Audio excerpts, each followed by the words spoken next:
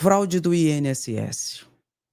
Tem muita coisa ainda para ser revelada, mas já está sendo dito muita mentira, muita desinformação e muita mentira em relação à fraude do INSS. Então aqui nós vamos mostrar situações que você não vai ver na Globo, não. Pelo contrário, a Globo está dando uma desinformação. E eu vou te mostrar aqui. O que ocorre? Estão falando aí aos quatro ventos que a fraude do INSS é 90 bilhões de prejuízo das fraudes do INSS. Mentira. E eu falo mentira a partir daquilo que a gente pesquisou nas fontes oficiais. Polícia Federal, Controladoria Geral da União não identificou 90 bilhões de fraude, de prejuízo em relação ao INSS. Isso é conversa para boi dormir. Isso é alimento para a extrema-direita. Vamos aqui, olha aqui. Alerta de desinformação.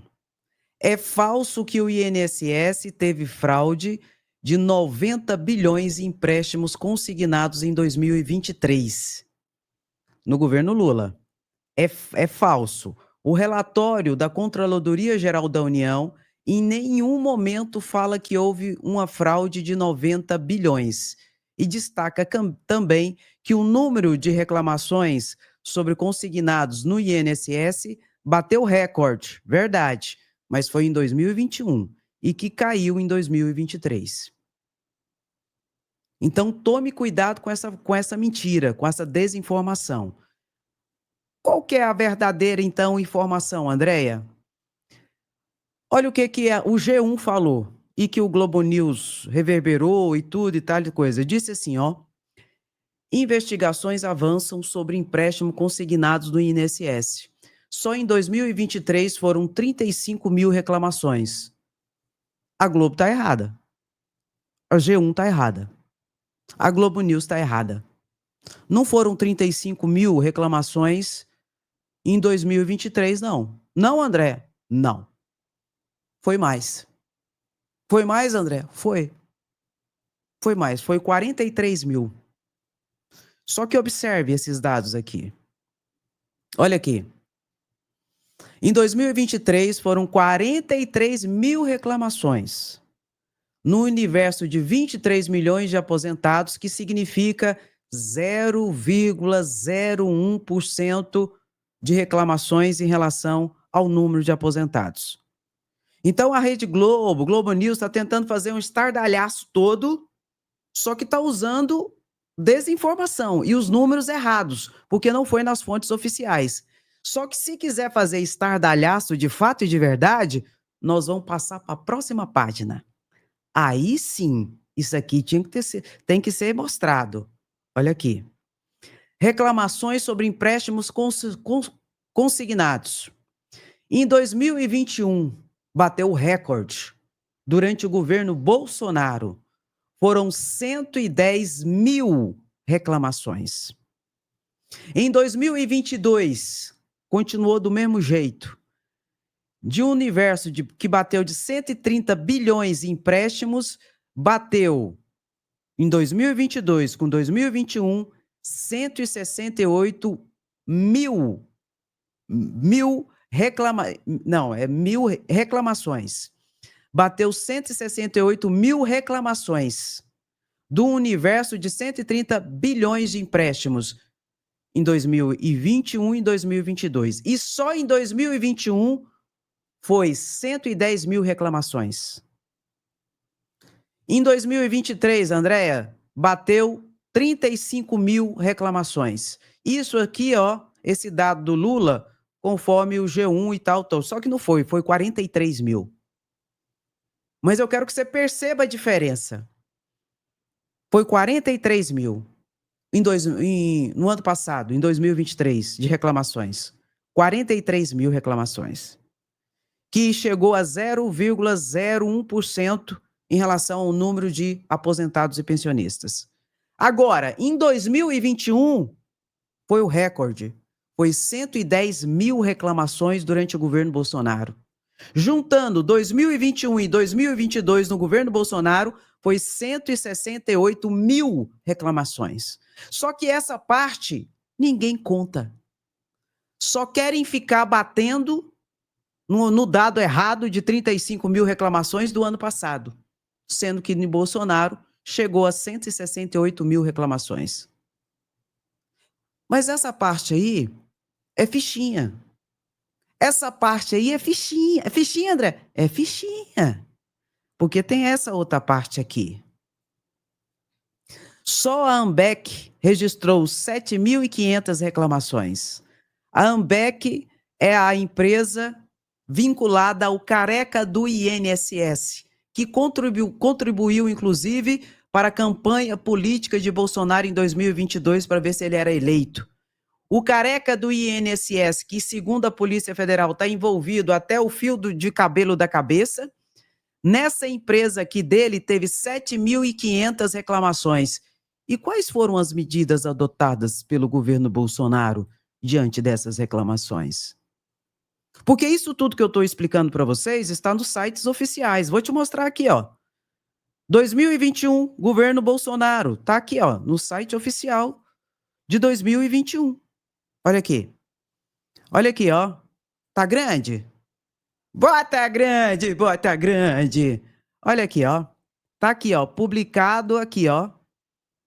Tá vendo aí? Publicado em 17 de 2021. Fontes oficiais. Crescem reclamações sobre cobranças indevidas de consignados. Fontes oficiais. Eu estou te falando a partir de pesquisas em fontes oficiais. Não é do que fulano e Beltrano tá falando, não. E esses dados sobre reclamações tá na fonte oficial também aqui, ó. Para não vir falar, deixa de ser fofoqueiro, fofoqueira. Olha aqui, ó, não é esse aqui não. Eu quero mostrar o outro. A outra fonte oficial aqui, de onde a gente tirou, que é do site oficial consumidor.gov.br. Tá aqui, ó. Tá aqui. Boletim de consumidor 2023. Você clica aqui, vai estar o boletim. Boletim 2022, boletim 2021. Você clica aqui, vai ter todos esses relatórios que eu fiz o resumo aqui para vocês. Tá as fontes aqui. Só que isso ninguém quer mostrar. Que durante o governo Bolsonaro o bicho pegou. E estão querendo colocar na conta do governo Lula agora. Será por quê, André? Será porque o governo Lula abriu oportunidade de empréstimo consignado para os trabalhadores de carteira assinada e eles querem atacar o empréstimo consignado? Será que é que está por detrás disso? Ou será que é porque, o que eu acredito mais, eles querem emplacar o candidato deles o ano que vem? Então, se alguém te falar de fraude do INSS envolvendo o governo Lula, é só você mostrar esses dados. Tá, no governo Lula teve 43 mil reclamações no ano passado. Esse ano não tem como porque não está consignado ainda. No, em 2023, tá? E no governo Bolsonaro, você sabe quantas reclamações teve de empréstimo consignados? Só em 2021 foi 110 mil reclamações. 2021 e 2022 foi quase 170 mil reclamações. E o que que o Bolsonaro fez para combater isso? O pior da história está por vir. Olha aqui. A Polícia Federal identificou transações suspeitas do ex-ministro do Trabalho de Bolsonaro, José Carlos Oliveira, com a Conafer. E ele também assinou um acordo de cooperação com a Ambec, da galera do careca do INSS. Ex-ministro de Bolsonaro do Trabalho, segundo a Polícia Federal, fez transações suspeitas e está sendo investigado. Assim como Onyx Lorenzoni, ministro da Previdência de Bolsonaro, também está sendo investigado. Isso, a Globo News, a Globo, o G1, ninguém destaca, não é? Agora ficar em picuinha de 43 mil, de 35 mil reclamações no universo dessa possível picaretagem aqui, aí fica difícil. Isso é imparcialidade? Será? Será que eles estão querendo trazer os holofotes para o lugar errado, para tentar queimar o governo Lula e ver se emplaca o candidato da direita ou da extrema-direita em 2026? Verdade seja dita, gente. Senta o dedo no like e compartilha essa live. Essa mentira que estão propagando por aí tem que cair por terra. E a verdade tem que vir à tona. A verdade é que ministros de Bolsonaro estão sendo investigados pela Polícia Federal. Da fraude do INSS que tirou dinheiro de aposentados e pensionistas. Essa é a verdade. A outra verdade que tem que ser falada e que ninguém quer falar. A galera da Ambec, dessa empresa aqui, é amiga da família Bolsonaro, que, pelo que tudo indica, é o núcleo da fraude do INSS. E outra verdade que tem que dizer é dados oficiais. Durante o governo Bolsonaro, bateu o recorde de reclamação, 110 mil reclamações. 2021 e 2022, bateu o recorde, 168 mil reclamações. Mas não. Aí ninguém fala disso, ninguém mostra isso. Aí quer mostrar os 35 mil reclamações, que está errado. Também não é 35, é 43 mil. Não vou mentir, não estou aqui para mentir, para enganar ninguém. Então, vamos compartilhar isso. Estão querendo colocar a responsabilidade no governo Lula, sendo que a picaretagem e a investigação, especialmente, está investigando ministros de Bolsonaro. Então, curte a live, compartilhe a live, porque a horda bolsonarista, alimentada pela mídia corporativa, está desinformando as pessoas para atacar e atingir o governo Lula, para emplacar o candidato deles em 2026. Verdade seja dita. Eu estou falando, a gente fez a pesquisa, a gente foi atrás. Se você não curtir, não compartilhar, não comentar, a gente não vai alcançar ninguém, também não vai adiantar nada. Nós vamos ficar aqui, nadar e morrer na praia, e a mentira vai preponderar. A mentira vai sobrepor a verdade. E a galera vai continuar sendo enganada por esse povo. Agora, eu fico percebendo o movimento, né? Tudo. Eles estão tentando colocar a responsabilidade no colo do governo Lula. Sendo que a maracutaia e a safadeza foi feita de fato e de verdade no governo Bolsonaro. Por que, André, eles estão fazendo isso? Eles não sabem a verdade? Não. É porque eles querem emplacar o candidato deles o ano que vem. De direita.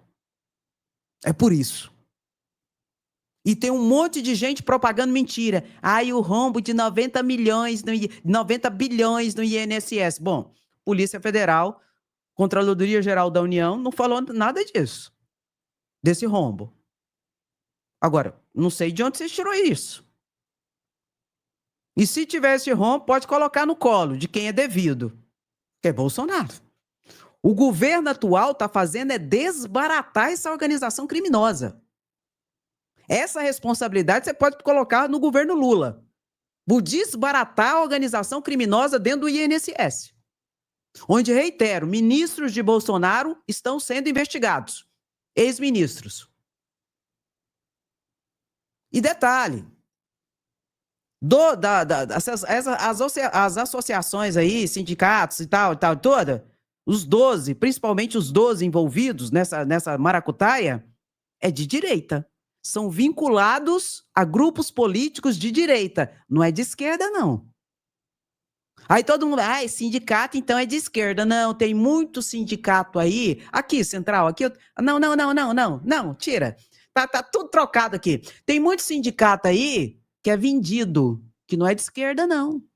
Que não luta pelos trabalhadores, não. Que é vendido para grupos políticos. E esses sindicatos, essas associações do envolvimento da maracutaia do INSS, dos 12, 9, ou quase todos, é envolvido com partidos de direita. Por isso que eu disse e vou repetir. É só a pena. É só a pena que está sendo puxada. Vai ter político graúdo envolvido nisso aí, ex-político, se brincar, ex-presidente, ex-ministro, porque a maracutaia foi muito grande. A maracutaia estava assim no crédito, no débito, no pixel, né, Nicolas? Só que não vão colocar a culpa no governo atual, não. Essa conta é de Bolsonaro. E ele vai pagar. Porque hoje nós temos uma Polícia Federal atuante e que não é vendida ou cooptada por um projeto de governo como foi durante o governo Bolsonaro. Manietada e sequestrada por um projeto autoritário, que inclusive reverberou na tentativa de golpe. Só para você ter ideia. Então coloque aí, meu querido, queremos justiça para os aposentados e pensionistas. Doa a quem doer. E é uma vergonha o que a mídia corporativa está fazendo de desinformação à população brasileira. Estão querendo esconder a verdade de nós, brasileiros. Senta o dedo no like. Compartilha essa live, porque a verdade tem que sobrepor a mentira. Olha aqui.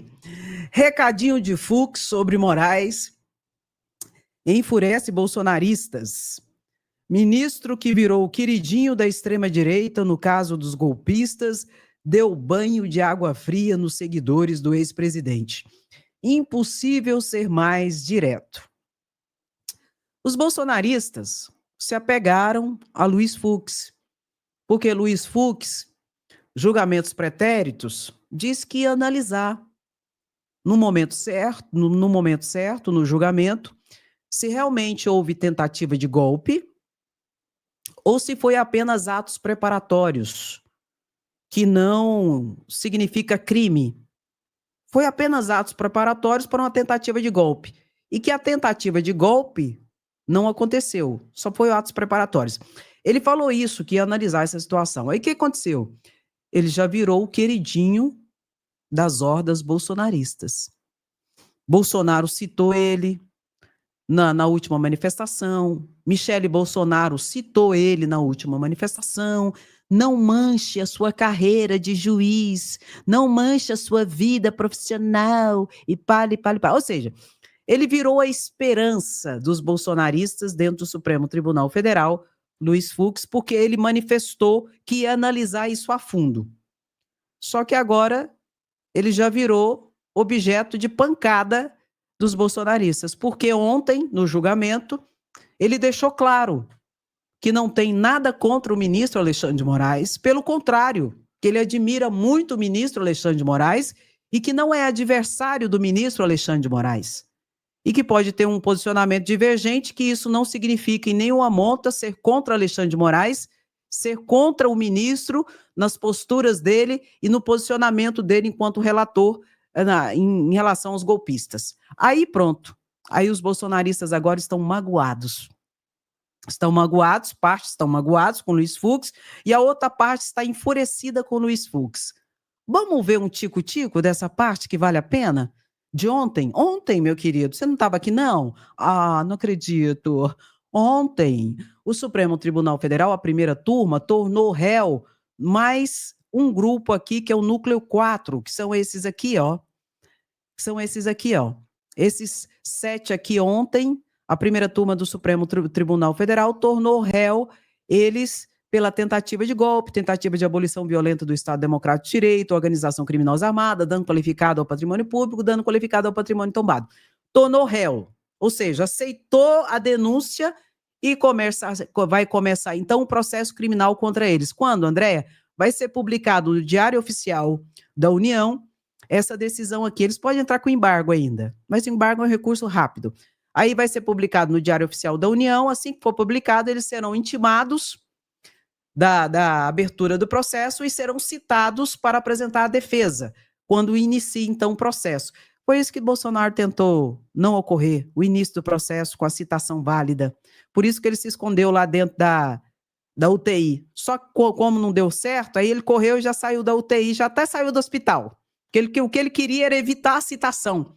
Como diz a lei, inicia o processo com a citação válida. e teve uma citação válida lá dentro da UTI, porque ele deu entrevista da UTI, estava vendendo capacete lá dentro da UTI, fez live de mais de 2 horas de dentro da UTI, todo sorridente. Mostrei tudo isso aqui para vocês. Então, com a citação válida, inicia-se o processo. Vai ser o que vai acontecer com esses aqui. Aí, durante ontem o processo, Luiz Fux se manifestou e falou sobre essa situação aqui em relação ao Alexandre de Moraes, que é importante a gente reverberar. Por que, André, que é importante a gente reverberar? Porque, primeiro, para deixar o gadinho mais nervoso. Ou o gadinho mais nervoso para ver se ele acorda para a vida. Porque tem gadinho aí que está arrastando o chifre no asfalto, de iludido, de enganado. Então é para saltar todo o engano, tal e tal coisa do gadinho. Por isso já coloca aí dentro desse contexto, Lula tetra 2026, Gilvanda Federal se lascou e vai se lascar mais, Glauber fica e curte a live. O quê? Não? O que foi? Você não curtiu a live até agora? Eu estou falando, tem quase 1 hora, você não curtiu a live? Ah, não, eu vou embora então. Você já sabe que eu já fiz isso. Eu vou embora. Curte a live. E outra coisa, fofoca. Antes de entrar no trem aqui, fofoca. Vem cá. É dia 13. Dia 12 pro dia 13. Vamos ir com tudo no IBEST. Porque aí vai passar direto. Eu pensei que fosse essa terça-feira, não foi não. É semana que vem. Entendeu? Você nem precisa votar esses dias, não. Só se você quiser. Não, se você quiser. Não, eu não vou ficar, não. Não, só se você quiser. Mas na segunda-feira e terça-feira que vem, eu vou votar 3 vezes assim, ó, sem perdão, sem chororô, tá bom? Mas se eu fosse você, eu continuava votando, porque eu tô lá em primeiro lugar desde quando começou. E é bonito. Hoje nós temos que ganhar esse trem, só homem que ganha. Nunca uma mulher de esquerda ganhou. Comentarista. Eu não tô em primeiro, não? A gadinha, tem gadinho. Tem, né? Oh, meu Deus, selecionado veio desde o ano passado, gente. Os selecionados que estão lá foram os primeiros colocados desde o ano passado, inclusive o professor José está lá. Já veio selecionados desde o ano passado. Eu estou falando na seleção agora. Na seleção agora eu estou em primeiro lugar desde quando começou. Tem gato que gosta de desinformação mesmo, né? O povinho que gosta de uma fofoca, gosta de uma de mentirinha, gosta de uma desinformação. Só por isso você vai lá e vota. Gadinho, para de arrastar o chifre no asfalto. Lula é tetra! Lula é tetra! E toma aqui, ó. Tome na cabeça aqui agora, ó. Com a mensagem do Luiz Fux para vocês. Luiz Fux mandou uma mensagem para vocês.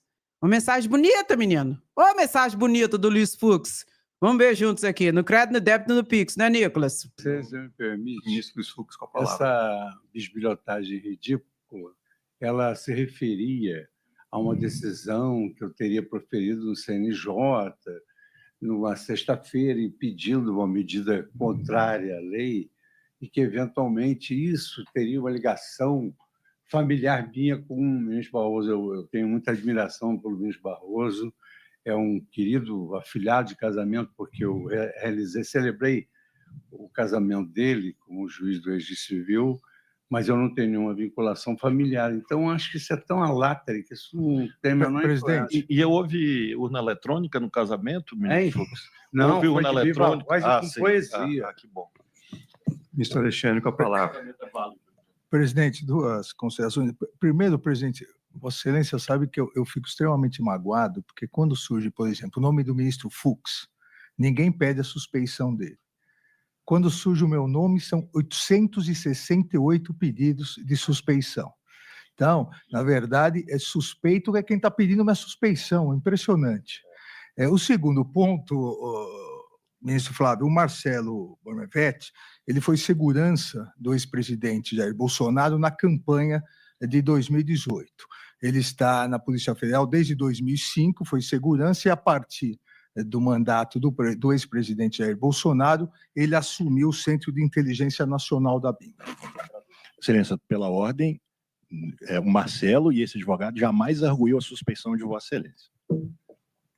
Então, ao invés de 637 vezes, 636 vezes, agradeço, doutor. Agradeço, doutor Hassan Magid de Castro Souque. Na verdade, o que o ministro quis dizer é o seguinte: já que houve também uma citação indiferente, mas houve, no processo, que eu também poderia ser suspeito para julgar porque eu fui mencionado. Sim, Mas era tão indiferente, tão supérfluo, tão risível isso que ninguém... Não sobraria nenhum ministro para julgar, né? Novamente, E não há agradeço Papa a no atenção que Vaticano, você- né? Nesse momento. O Ministro julgamento Flávio seria Dino, impossível. Né? desejo o esclarecimento da doutora Juliana. Eu agradeço. Pois não, presidente. doutora Juliana. Obrigada. Bom, primeiro, a defesa de Giancarlo também não pediu a suspeição de Vossa Excelência, ministro Alexandre de Moraes. Ministro Alexandre, menos uma, 632. Né? Tampouco Eu não havia de Vossa contado, Excelência. a advogada já tinha excluído. Obrigada. Tampouco a suspeição de Vossa Excelência, ministro Fux, esclarecendo o período de Giancarlo dentro da ABIN. Giancarlo ficou lá por 6 anos, é um militar cedido, entrou por um processo seletivo comum, enfim, qualquer, não foi chamado, participou de um processo seletivo no governo Temer ainda, e esclarecendo sobre a questão de vincular ministro Fux e ministro Barroso às urnas eletrônicas. Essa notícia, Excelência, ela veio encaminhada, ela já existia. Ela foi postada anteriormente num blog chamado Painel Político, um blog de opinião, por Alan Alex. Desconheço também. E esclarecendo o questionamento da ministra Carmen Lúcia, Excelência, segundo consta, a investigação feita pela ABIN, que, novamente, desconheço se legal ou ilegal, porque, né, não é minha função defender a ABIN, mas a investigação feita pela ABIN 1 ano antes foi para análise da situação da empresa e possibilidade de interferência, em relação a positivo e em relação a um senador que seria fundador da empresa. Agradeço a doutora Juliana Obrigada. Rodrigues Malafaia pelos esclarecimentos e passo a palavra agora ao doutor Tiago Ferreira da Silva, que falará pelo denunciado Reginaldo Vieira de Abreu. Doutor Tiago, seja bem-vindo à tribuna. Vossa Senhoria tem... Peraí, gente, não tá aqui não. Não é isso aqui que eu queria, não. Não obstante tenha sido engraçadinho, mas não era esse aqui que eu queria, não. Eu acho que é esse aqui, ó. Essa parte aqui, ó. Foi engraçadinho por quê, Andréia? Explica. Deixa eu te explicar. Foi porque Luiz Fux, ele foi um dos investigados pela ABIN paralela. Aí eles investigaram ele por uma questão tão idiota que Luiz Fux falou assim, esse povo é tão imbecil que me investigou por uma decisão que eu dei lá no STJ que não tinha nada a ver com nada a ver. Inclusive, Alexandre de Moraes, na segunda parte do julgamento, ele mostrou os documentos, vários documentos. Alexandre de Moraes foi muito detalhista, mostrou muitas provas, porque tem muita gente falando que não tem provas. Ele mostrou muitas provas e ele mostrou, inclusive, o documento que a Polícia Federal conseguiu alcançar dos nomes das pessoas que foram investigadas pela ABIN. Tem lá, ó, vários deputados, senadores, jornalistas, ministros do Supremo que foram investigados pela ABIN paralela de Bolsonaro. Então, é esse o contexto dessa conversa aqui, ó. E outra situação que esse contexto mostrou é que os advogados, foi interessante, você que estava aqui comigo, você estava aqui comigo? Você que está aí agora? Se tiver, você coloca, eu estava. É interessante que Alexandre de Moraes sabe mais dos clientes dos advogados que os próprios advogados. Alexandre de Moraes estudou tudo, tão estudado, que ele sabia todo o contexto, e inclusive os antecedentes dos clientes dos advogados, e os advogados não sabiam. Tava, né? Você tava. Os advogados não sabiam.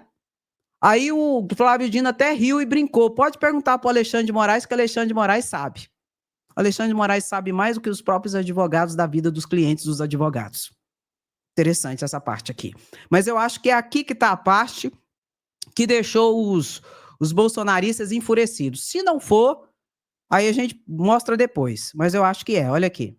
Primeira turma aqui, presidente, lembrando que há uma única divergência do ministro Luiz Fux, que passo a palavra.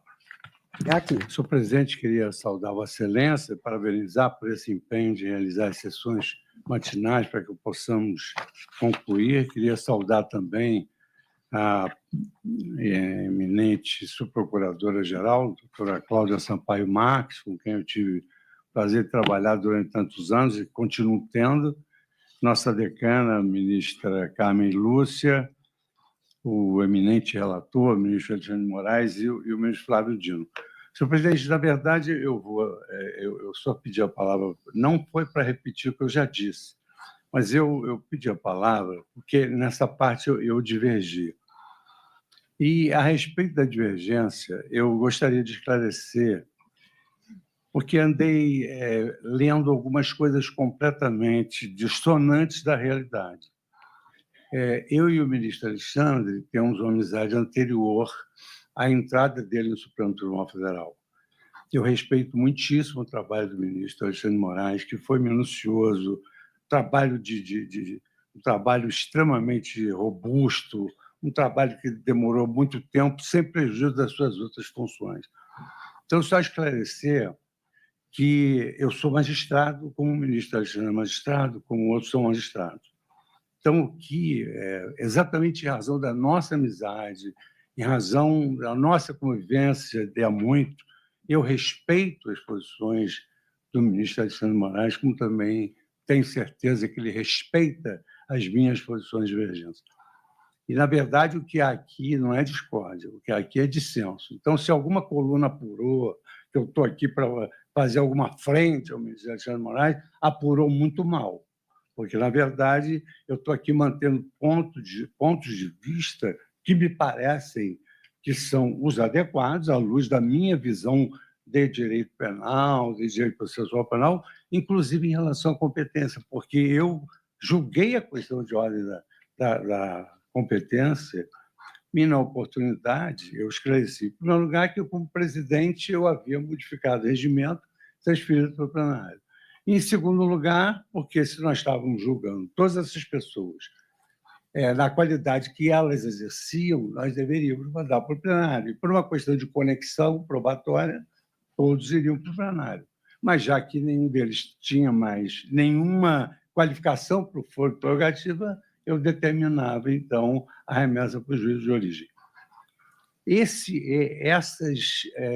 dissensos em relação à matéria jurídica fazem parte da vida de um colegiado, mas, ainda assim, mantemos entre nós respeito, lealdade, e, no caso específico do ministro Alexandre, já nos conhecemos há muito mais tempo, temos amizade e tenho absoluta certeza de que essas frágeis alusões que se fazem, de forma alguma, vão infirmar nem o ponto de vista do ministro Alexandre, que eu respeito, e nem o meu, que também mereço o respeito daqueles que pensam diferente de mim.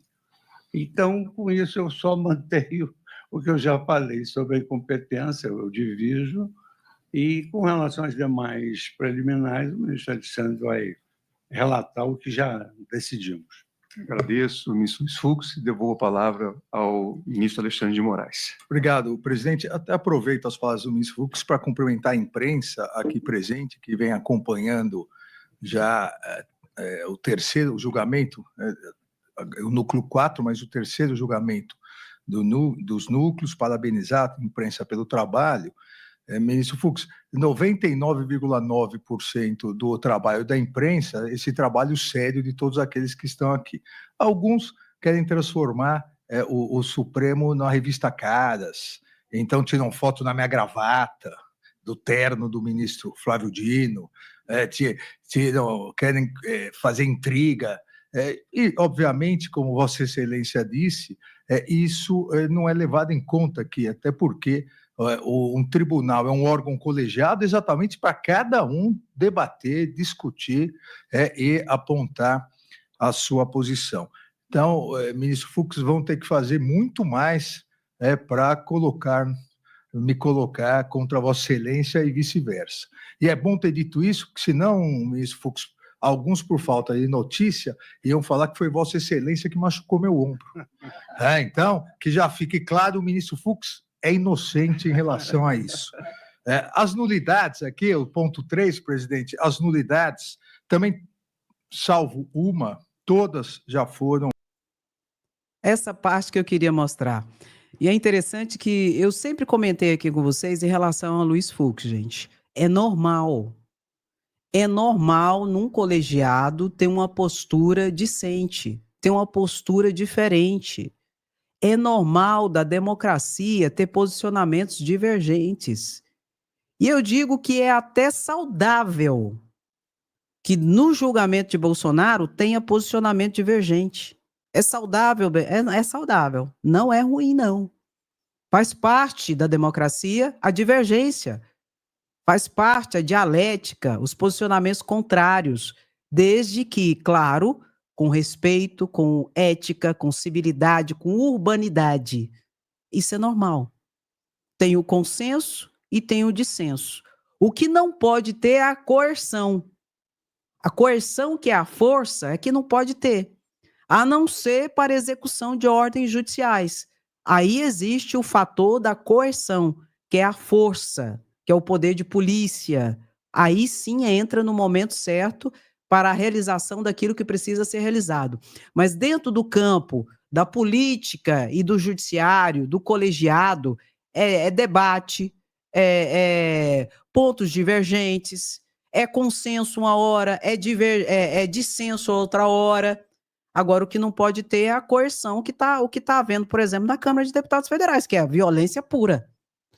Onde a violência entra, a política sai. Onde a violência entra, o judiciário fracassou.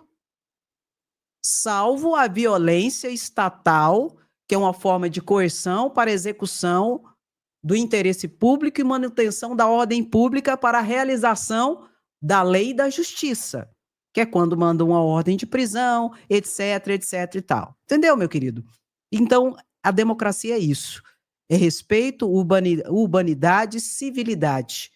Força e coerção só naqueles institutos que a gente chama de última ratio, de últimas estratégias a serem usadas, exatamente para garantir a pacificação social, a ordem e realmente que tenhamos uma vida melhor.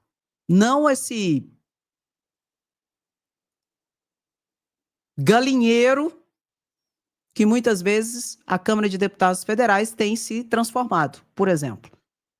Então, parabéns ao Supremo Tribunal Federal, que realmente está dando uma aula de civilidade, de ética ali nos julgamentos. E os posicionamentos divergentes, o dissenso, faz parte da democracia e faz parte de qualquer ambiente minimamente civilizado.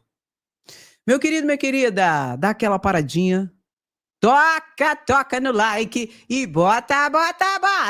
Sem anistia, queremos justiça, somos resistência. Quem gosta, fica, curte, comenta, compartilha e vota. Quem não gosta, Andréia, vá se lascar. Por quê? Porque eu não gosto de fofoca.